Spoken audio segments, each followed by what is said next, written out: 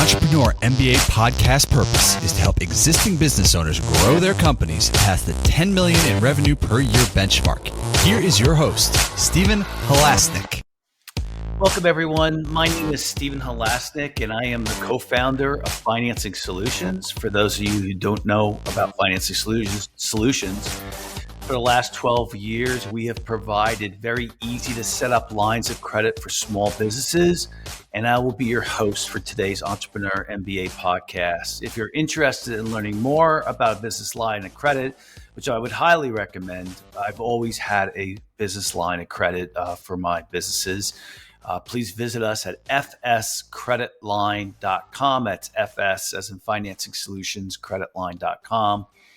Over the last 25 years, I have built 6 companies in the $5 million to $25 million range, including 2 companies that have made the Inc. 500 fastest growing companies in the United States. I love learning from people with business experience, and today I'm excited to be speaking with Lance Cayko from F9 Productions. Lance Cayko is a multi-talented serial entrepreneur with a diverse background in architecture, construction, and real estate development. He is the co-founder of F9 Productions, a premier design and build firm based in Longmont, Colorado. He is also a respected industry leader who lectures at the University of Boulder and co-hosts Inside the Firm, a popular architectural business podcast that provides insights and advice on entrepreneurship and small business ownership.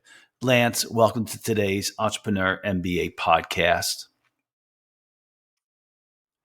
So today's so much topic, for having me here. It's a pleasure. I think it's going to be a great topic because I certainly can add to it as well. Keys for building a profitable company in good and bad times. And I think the key word here, of course, profitable, but is good and bad times. Because if you're not an experienced business owner, Lance, would you agree that you're not a true entrepreneur until you've gone through the bad times? 100%. It's super easy to get over cocky, overconfident in the good times and not recognize that we live in a cyclical business cycle that is funded by the Fed, right? And this boom and bust cycle that just sort of happens to us. And to miss that point, I think, is one of the biggest points we try to get across on our show. Is that, look, you are subject to the Austrian business cycle. Even though it's a theory, it is real. It happens in practice. And that's where all of the people who miss that point or get, again, overly confident, get weeded out as soon as we hit the next recession. I think so. There's a couple of things I would add to what you're saying, which is hits the nail right on the head. So I've been actually close to 30 years, been an entrepreneur now, and every 10 years there is a major recession, right? And and so much so that when my business partner and I started Financing Solutions 12 years ago, and he was an experienced business person before he and I started Financing Solutions together, we started another company, Elite Funeral Funding, which is one of our better Financing Solutions and Elite are both really good companies. And we started Elite because both he and I had experienced what it was like when a business is down, and we wanted another one to counteract the cycles for when that business is down and another one might be up. And so it's my point saying is we both talked about what are we going to do when a recession hits, all right? And because we had experience in it. And have you had that same type of experience too? That is exactly why F9 Production was born. It was born in the height of the Great Recession. Both Alex and I, Alex Gores, my business partner, were laid off from our respective firms, who were both, by the way, with the firm I work for in Boulder is now defunct because they did not pass that test when the downturn happened. And then the firm that Alex was working for in New York City, very high profile architect, world famous architect, same sort of thing, did not pass that test, ended up laying off half the folks. So we started our firm in the height of the Great Recession and learning from the mistakes that those folks made.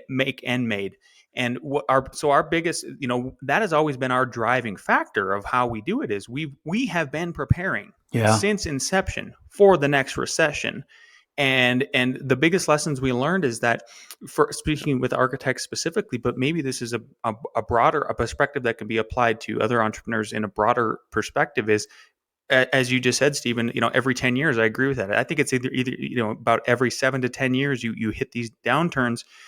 So, the biggest thing that we've tried to do is, where I believe that the phrase diversity through strength is real, is diversity of businesses, diversity of clientele, the ability to scale up and scale back down. I think that's where the overconfidence comes into play, especially with architects. Is like, at the end of last year, we were commanding some of the highest fees that we've ever commanded, for example, just on small remodels or new houses.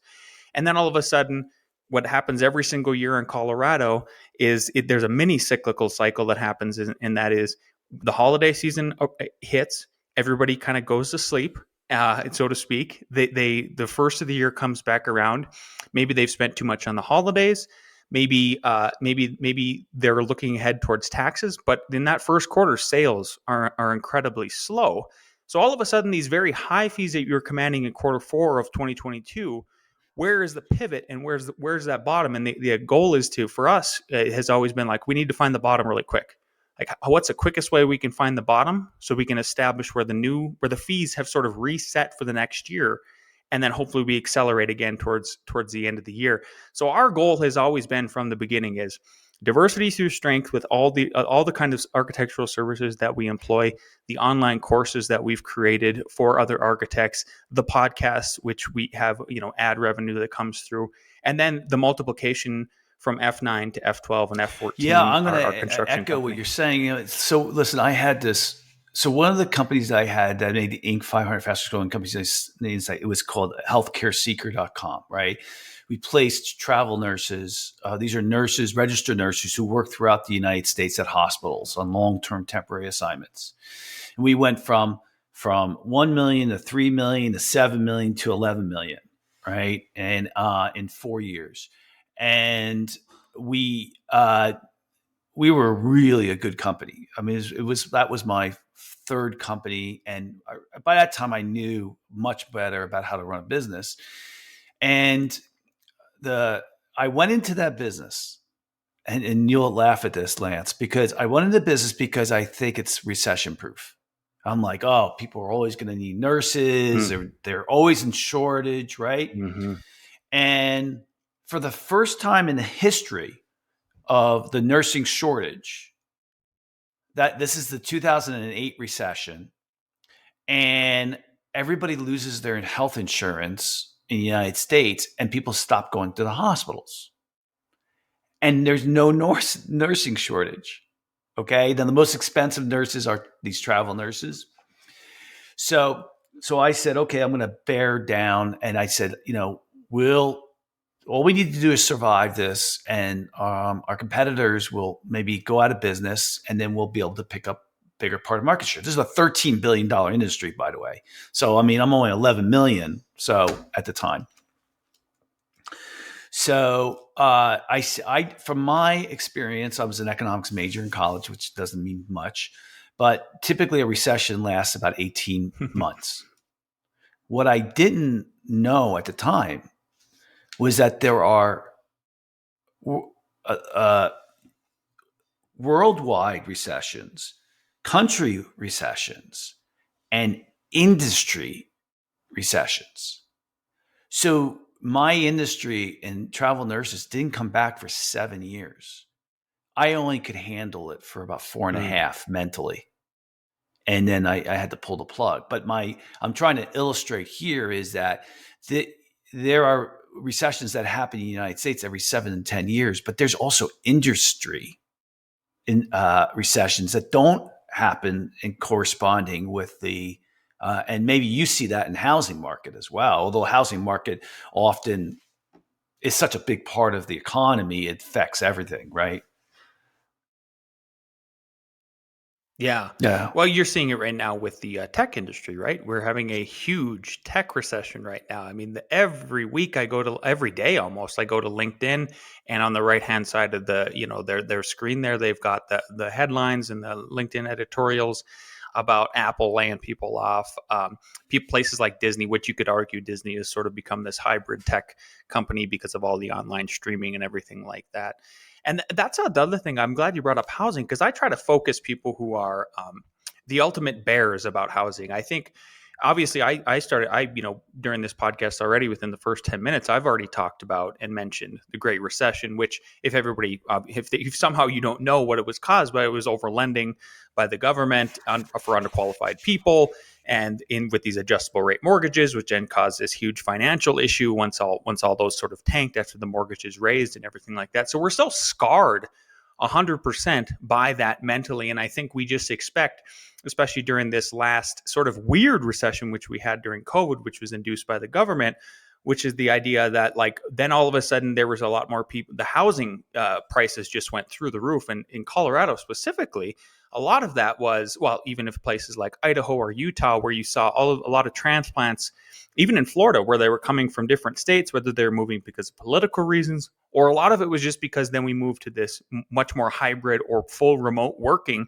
So people were like, well, why am I living in high tax California when I could go to, let's say, Idaho, lower taxes, I can still perform my job and everything like that. So it put this downward pressure on an already artificially scarce environment in terms of the housing stock in places like Colorado. And you saw, crazy gains. I mean, stuff that would make Jim Cramer over at CNBC jealous, and he probably was, about how much we were gaining in equity if you owned any kind of real estate, like 30-40% gains year over year, depending on that. So what I always try to give help, I try to focus people in on that are the doom and the gloom people related to the housing economy is like, look, I think there's these micro pockets that you just don't understand because you're not a local. And then they say, well, your blinders are on because obviously, you're not going to bite the hand that feeds you. And it's like, look, for example, in Boulder,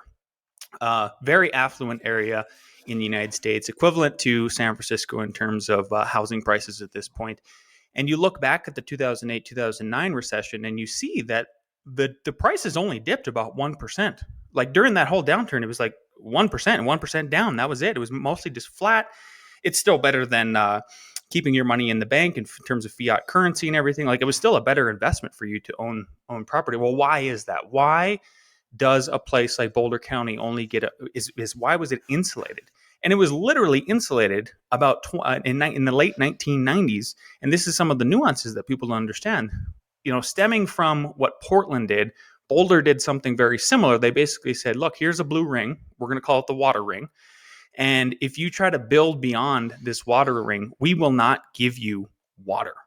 So all of a sudden, and then the second thing they did is the city councils and the local governments started buying up all of this stuff called open space. Well, all that is land. They were just trying to they took all of the older farms and they bought them up, put them under 99-year leases, and said, you're not going to build here either. We're going to protect the open space, because there's this huge pushback in the 90s against suburban sprawl and stuff like that. So what does that do? That creates an artificial scarcity of land that you can build on. And then you add the third big thing, and this is true. If you go to the National Association of Home Builders and you just put it into Google, NAHB, and you said costs of regulation in the construction industry, almost a third of every new house that you build or buy is eaten up. The cost is eaten up and then passed on to the consumer of all the regulations, all of the new energy regulations, all of the new building codes, some of which are complete cronyism,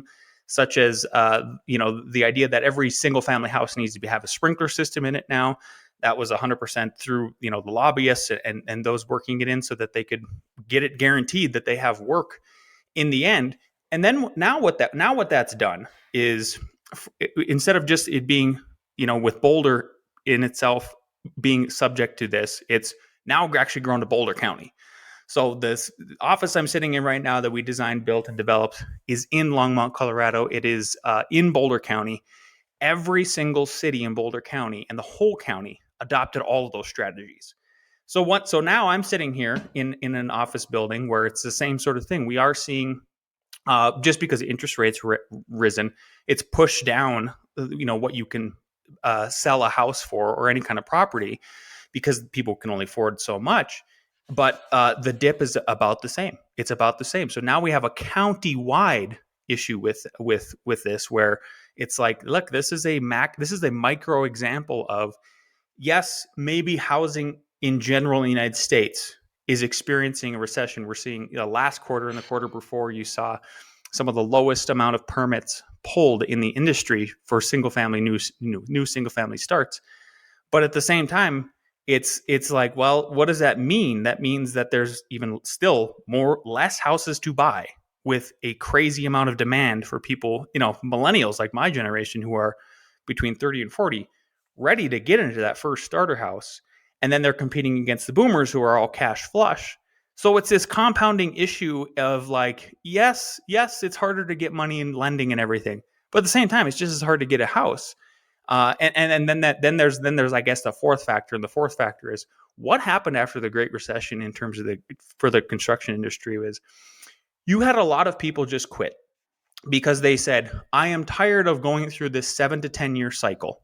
And it was the older folks, like the boomers and the generation above them, the older general contractors, the older contractors, the older builders who knew, were seasoned veterans and everything. And they just said, look, I'm done. After this one, I am done with it. And now you have an even bigger shortage and scarcity of labor. So it's this huge compounding effect that is still keeping me thriving over at F9 and F14. I mean, we didn't think we were going to hire this year. And sure enough, we've got job applications out there, or job postings, looking to hire in the spring here again and expand, when it looks like all signs point to we're technically in a recession.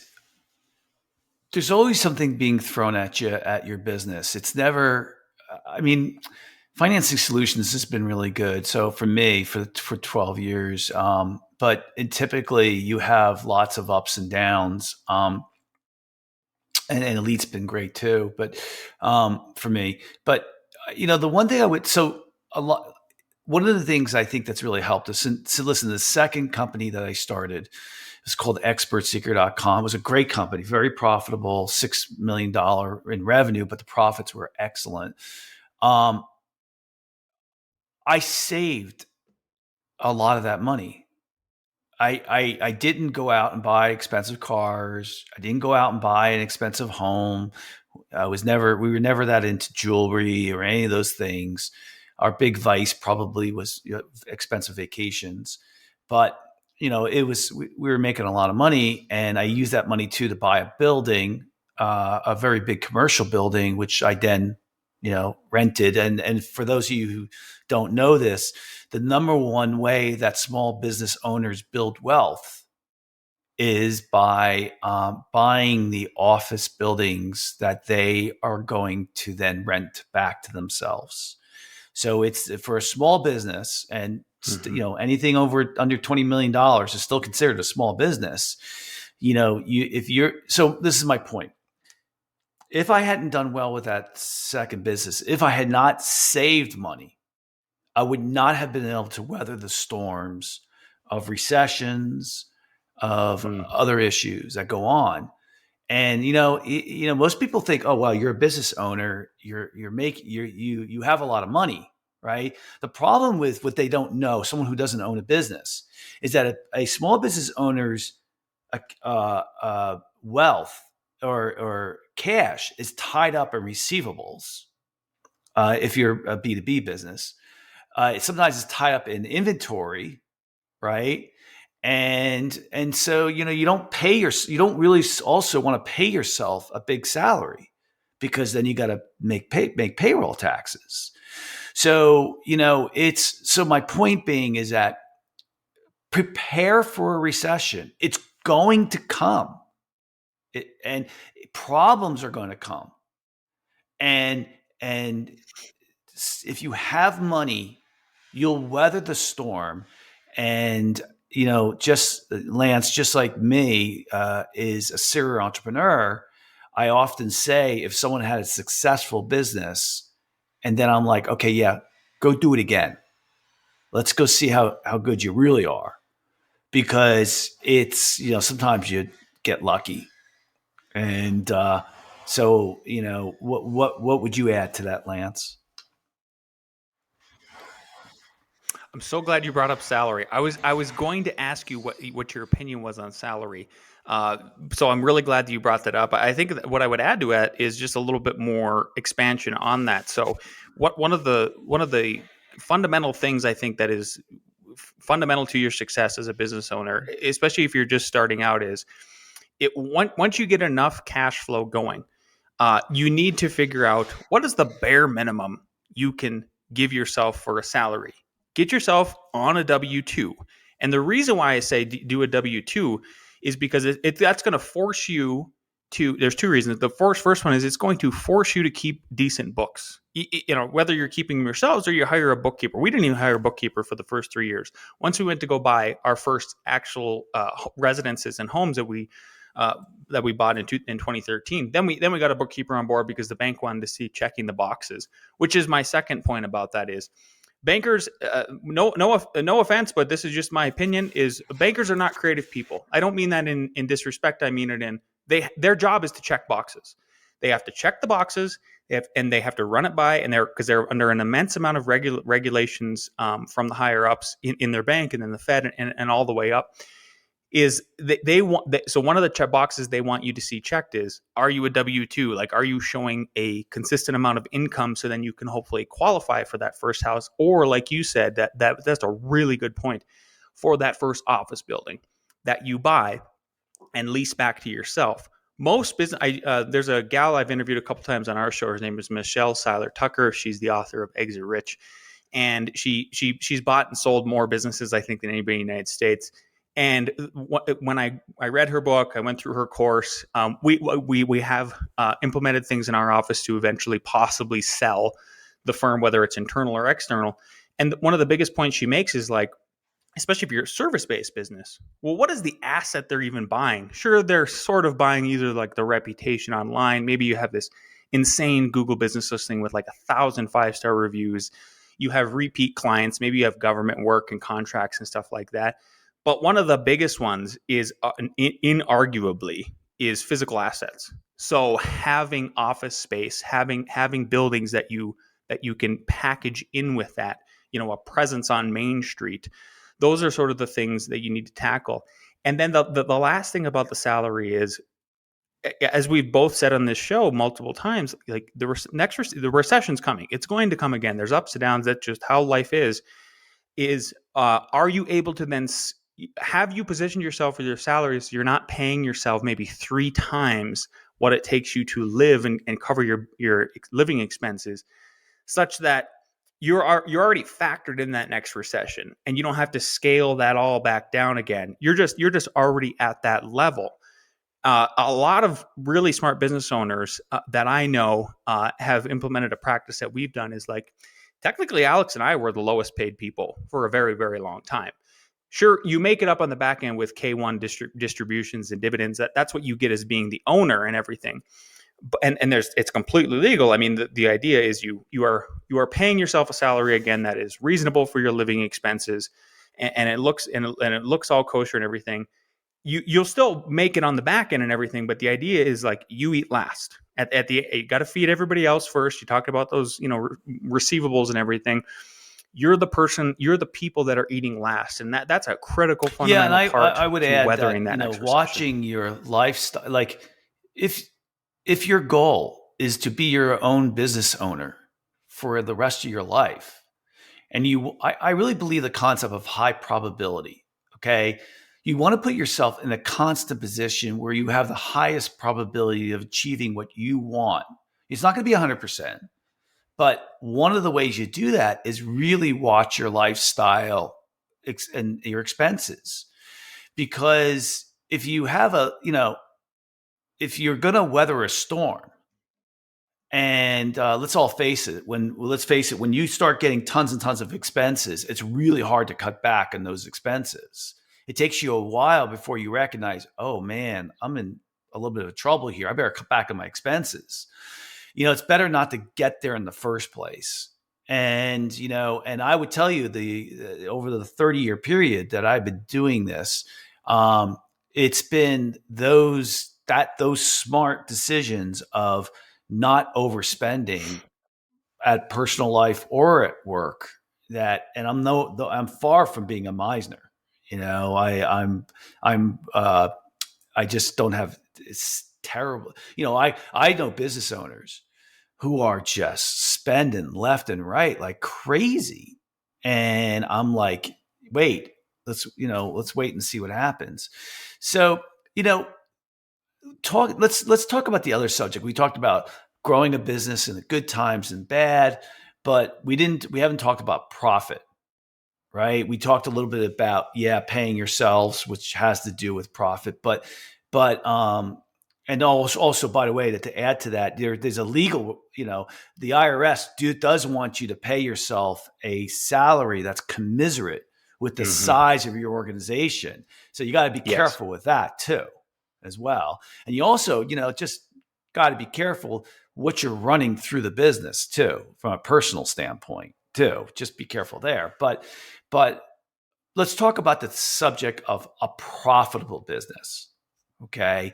Like many of the listeners that might be here right now, they're trying to grow the top line, right? Which is the revenue, right? And then we have then we all have the aha moment, right? Where our revenue keeps going up and up and up and up. And we're not making enough profit. We're not making any profit or enough profit. And it usually comes into vogue when you run out of cash, right? That's usually when you see you're not charging enough, right? But in the area of profit, what would you say are the top 2 or 3 things that as a business owner, you have to be worried about in regards to profit? Well, everybody wonders right away, I think, when they're first starting a business. And you can do a Google search on this and you're going to get all kinds of varied results. But the Google search is something like, what kind of profit is acceptable for my kind of company that does X? And so for service-based business, I'm just here to tell you after having done this for almost 15 years now, is minimum 10%. If you are below 10%, danger. That is for a net giant profit, red flag. Correct. If you are above 20, yes, for net profit, correct. Sorry, for net profit. Yep. And I'm glad you brought up like you're seeing the gross go up, but then the profit is staying, and I'll kind of feed into that in a second here. If you're above 20% service-based business, you are doing great. If you are 30% above, you are doing excellent. So there's a couple of valuations you got to look at. So if you're below 10%, what am I doing? What am I doing wrong? That's your big trigger, right? So this happened to us. Our worst profitable year was in 2021, but it was one of our highest grossing years. And I kept banging my head against the wall and going, "What is going on? We are billing per month record gross revenue, but my bank account is never changing." Like the professional bank account. Why isn't it keep going up? I don't understand what is going on. And what ended up happening in 2022 is we had 30% profit. And the difference between that year and the previous year was we had 3 people leave on their own accord. And it was like, oh, that was the X factor. So then last year we had record amount of gross revenue, record amount of profit, and the least amount of employees that we've had at F9 for the past 3 years. Well, duh.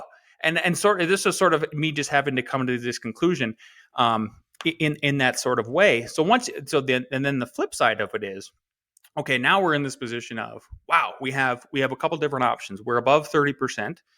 Is it possible now that we're established enough to where we can raise me and Alex's salary to be more commensurate, like you said, with the size of our company? Yeah, probably needs to happen no matter what. I mean, our even our tax accountant and our bookkeeper said the same thing, is like, you guys probably need to make a decision here, because when you get to that level of profit, you're being pushed in the other way. And then the other thing that is to consider, which is twofold, is when you get to that level, it's like, well, do I start raising fees and keep the same staff? Because if I can still if I've pivoted after giving myself a bigger salary, can I maintain that profit at 20%, somewhere between 20 and 30%, which is a great profit, as I mentioned earlier? Or am I actually looking at staffing up one more time? But those kind of metrics, to try to pin some kind of number to it to folks who are maybe just thinking about starting their own business, or even maybe you're in like year 5 or 6. Again, I didn't really get to that until about a decade in, to where we could really have enough backlog of data to run the Yeah, I numbers and think too understand that them a little bit more thoroughly. so we're talking about net profit, which everybody knows about, but there's a good term too is gross profit. So everybody should be looking at their gross profit from an industry perspective and seeing if what the gross profit is in your industry, and you can even potentially call up a competitor. I've done that a lot, where I call up a competitor in another state who's not really a competitor. We're in the same industry, but we're not really competing against each other. And I say, hey, what is your gross profit? And what is your net profit? And we'll share that. And or I'll ask my accountant, because he'll see other people in the industries and he can tell me what's going on. Because margins have a huge effect on your net profit. And you see, when you do the business model, like what you're saying, Lance, is if you run the business model, well, first thing, everybody should be paying attention to their KPIs, or key performance indicators.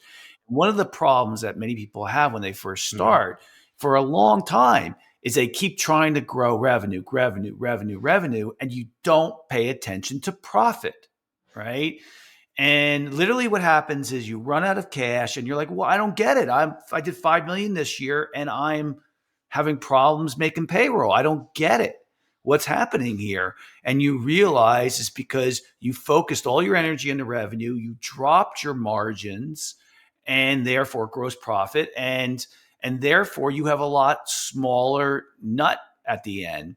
Whereas if you switched it around and you said, I'm going to focus on net profit and then revenue, and I think a business matures when that happens. Because in the beginning, you're just trying to get scale, right? I want to hire some people. I don't want to have to work so hard. I want a secretary. I want an administrative assistant. I want a salesperson. I got to invest. And then when you get to that 3 million, 4 million, whatever it is, honestly, then you start saying, wait a minute, why am I not making money here? Has that been your experience too? Absolutely. The word mature. And I mean, I think that's where we finally hit that point. Just in the last 3 years, where we actually fully matured. We were past the number that everybody hears about. You're if you start a business in the United States, potential for you failing in the first 7 years is very, very high. The closer you get to year 7, the lower probability that is. And then it's like, what happens between, on year 8, 9, 10, like we're at. It's like, well, that's where the maturity happens, and where you start to, because you're right. I think the other thing I would add, besides that you're trying to just get some scalability, is you're just trying to eat. I mean, that's a fundamental fact of just life and business, is like, I got to eat. Everybody's got to eat. So you're just trying to survive those first 7 years, while at the same time climbing up a mountain every day, a metaphorical mountain of getting to a scalable factor. So that, because the idea is you got to be able to repeat yourself. Whether you start with 1 or 2 people as sort of the CEO and CFO and the head of your company, you got to repeat. You got to be able to repeat the actual work or the product that you're adding to whatever businesses and industry you're in. Just take a step back to what I said about KPIs too, because we're talking about that, right? If you should be tracking these key KPIs every single month, you should have an Excel spreadsheet. Don't use your accounting software to look at it. Have an Excel document. Number 1, what was my net profit last month? What's my net profit year to date? what's my historical net profit? Okay. What was my revenue? So on and so forth. Next, these aren't in order, but what is my account receivable? How much do people owe me? How much do I owe others? AP, accounts payable, right? What's my cash on hand, right? Um, I used to track turn on receivables too. How quickly were clients paying me as well? So I would say, like, if they were paying me at 37 days, I was tracking those type of numbers. Are there other KPIs that there's other stuff that's industry specific that you think are really valuable that someone should be tracking on a monthly basis? Yeah. So the biggest one is if you're a service-based business, you need to make sure that you and your employees are tracking at almost every minute of their time. There's just so many good apps for that now. The app that we use, and they're not a sponsor or anything, is Toggle, Toggl, and it's pinned to architectural assignments, construction assignments, whatever people are doing.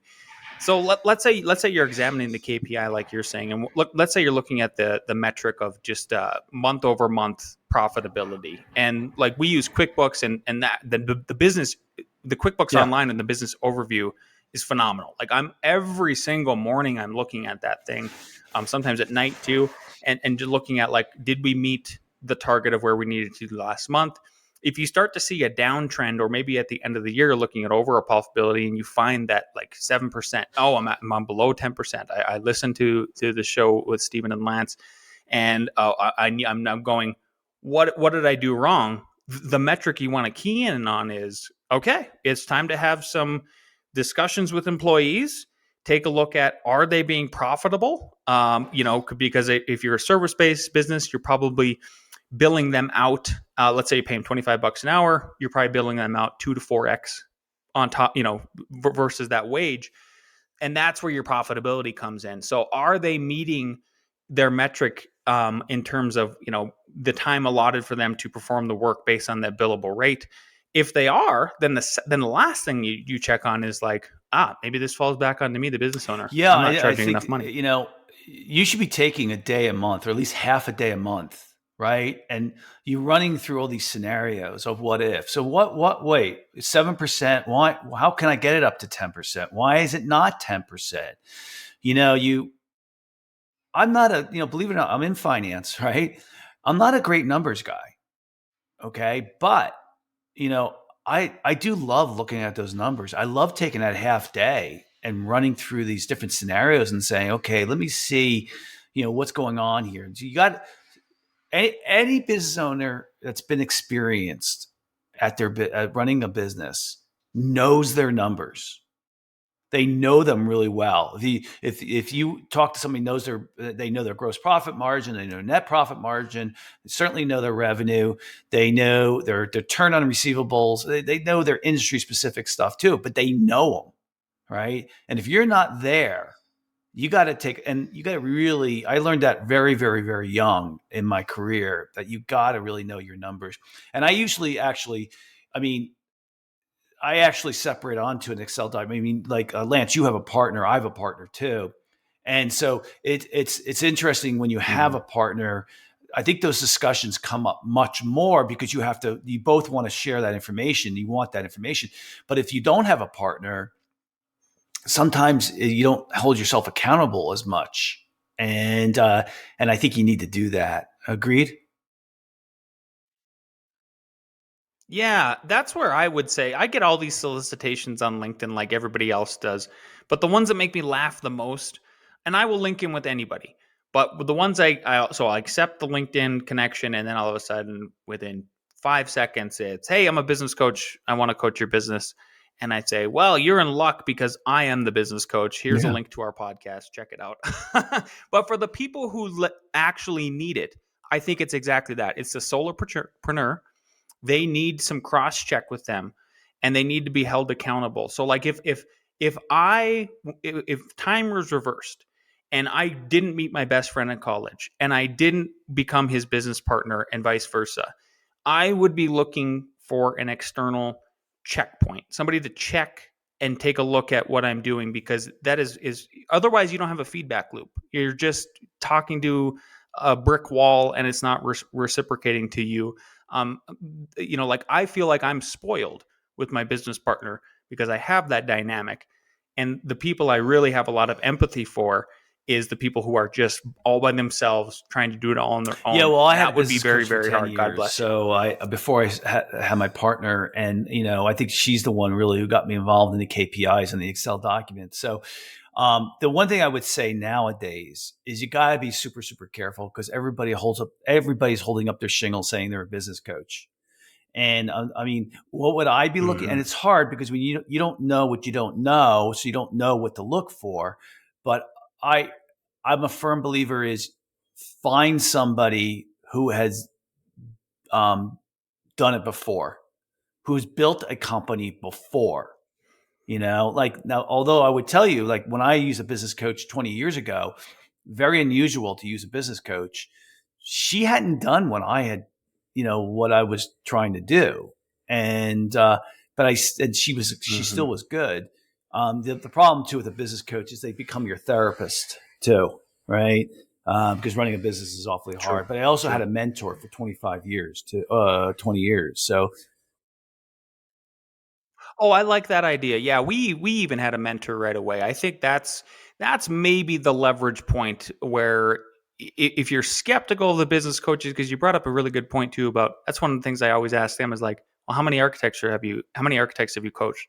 And like none. Well, how many businesses have you started and taken from low six figures up to the seven? problem None. is those people Like, all right, that have done maybe what you're they're actually pretty expensive. They're really expensive. Someone's built a 20, 30, yes. $100 million company. They're charging like, 5,000 a month for 3 hours. It's just like crazy numbers.